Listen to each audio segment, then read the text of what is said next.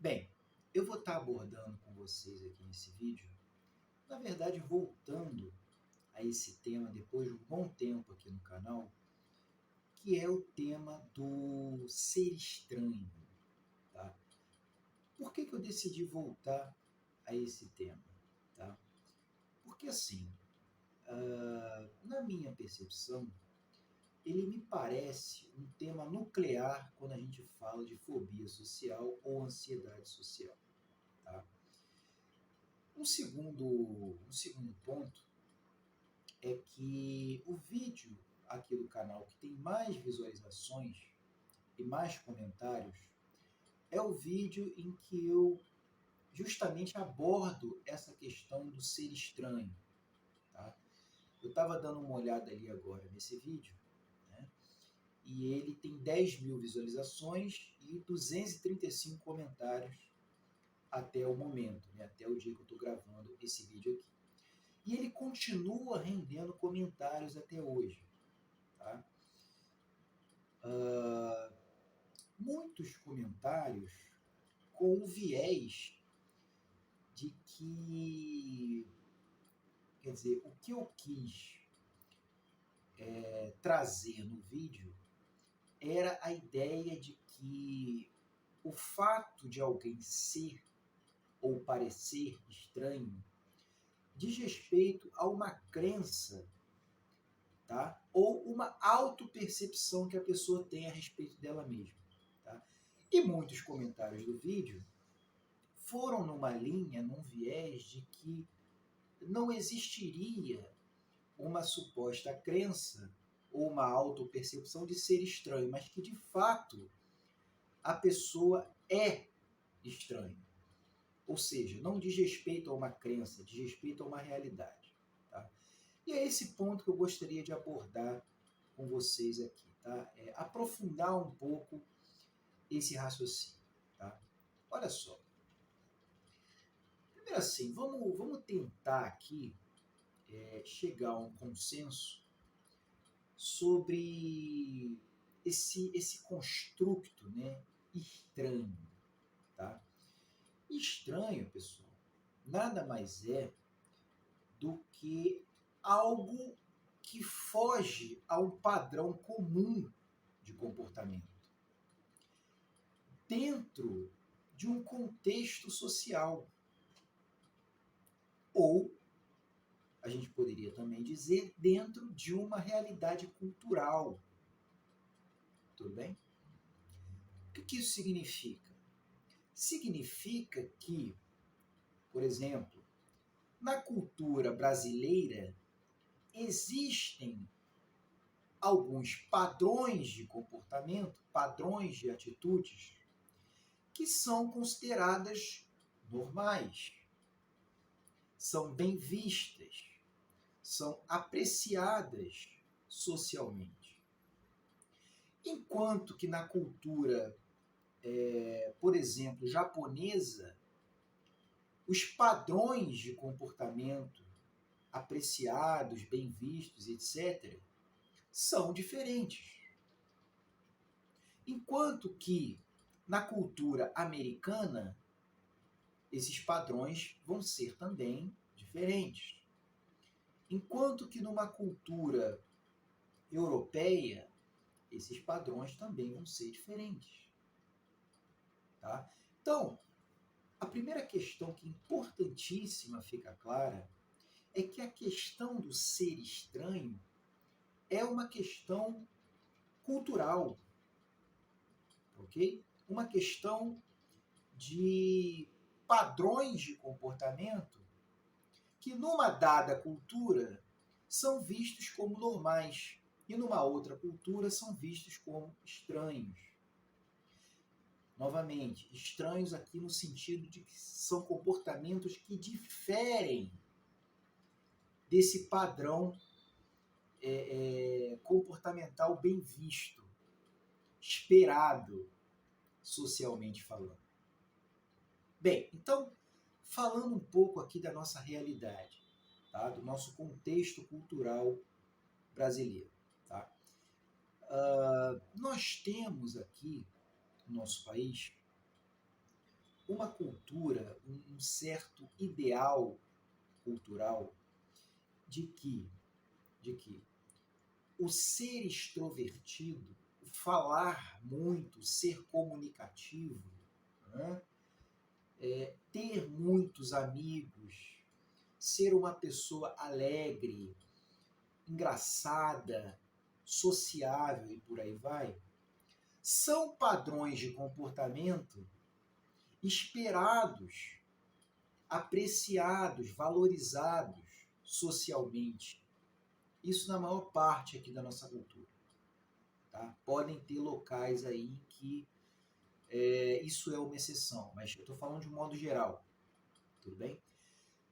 De modo que, se você tem um padrão de comportamento que destoa, que difere disso, ou seja, se você é uma pessoa introvertida, reservada, que fala pouco, né?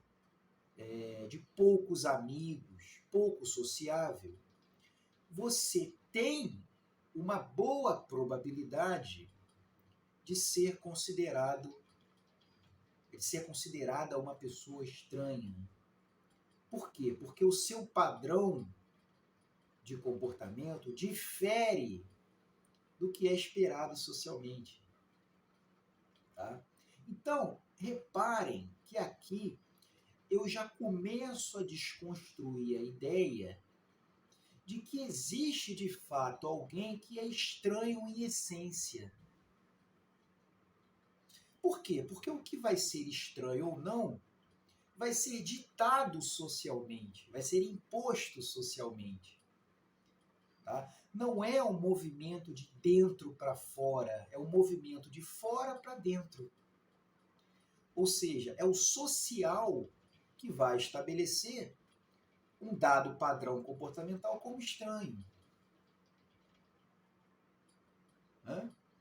E na nossa cultura, o que vai ser estabelecido socialmente como estranho é aquele indivíduo que é mais calado, introvertido, que é mais quieto na dele, né? Pouco sociável,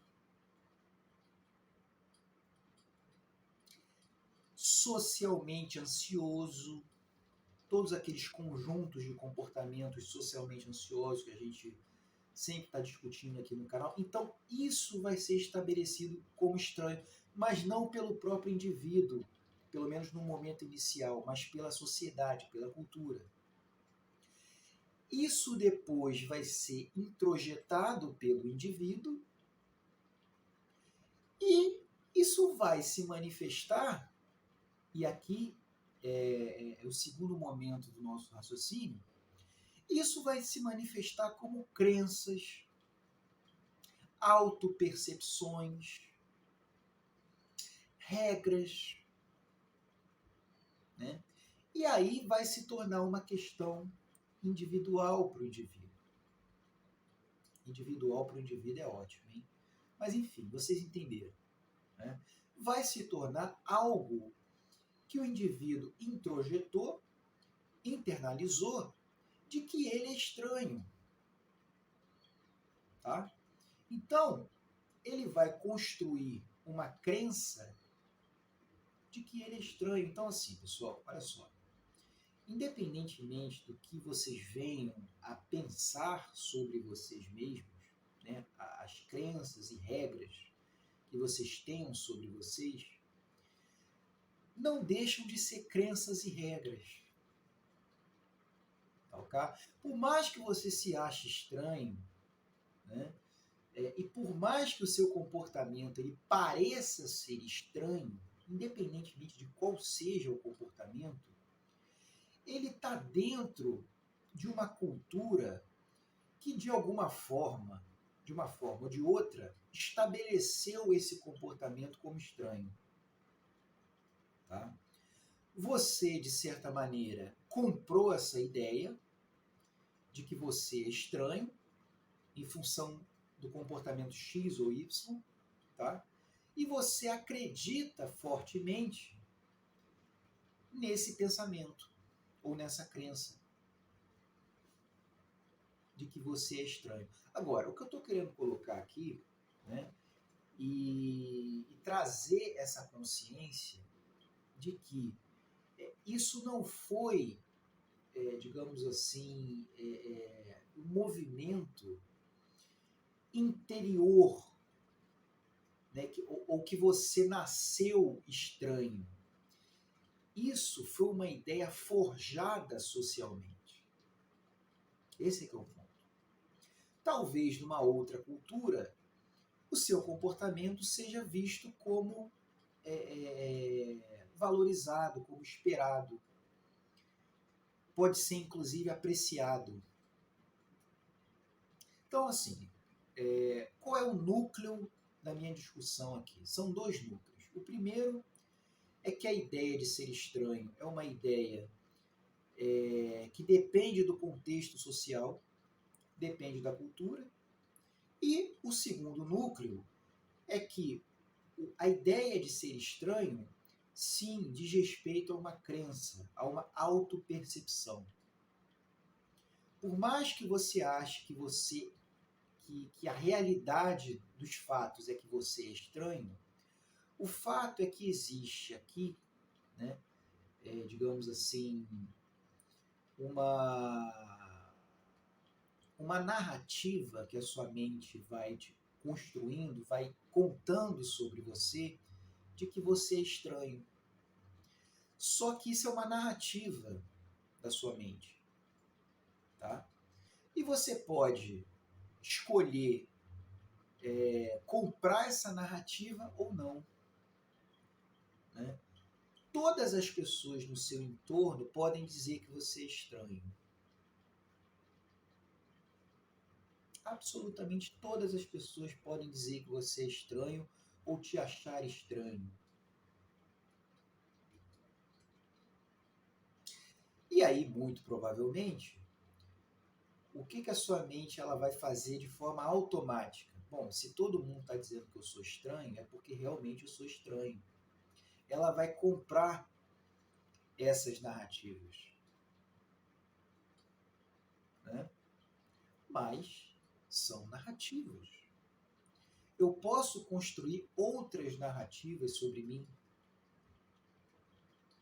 Talvez se eu não vivesse no Brasil, se eu vivesse numa cultura oriental ou vivesse numa cultura europeia, as minhas narrativas sobre mim mesmo seriam outras.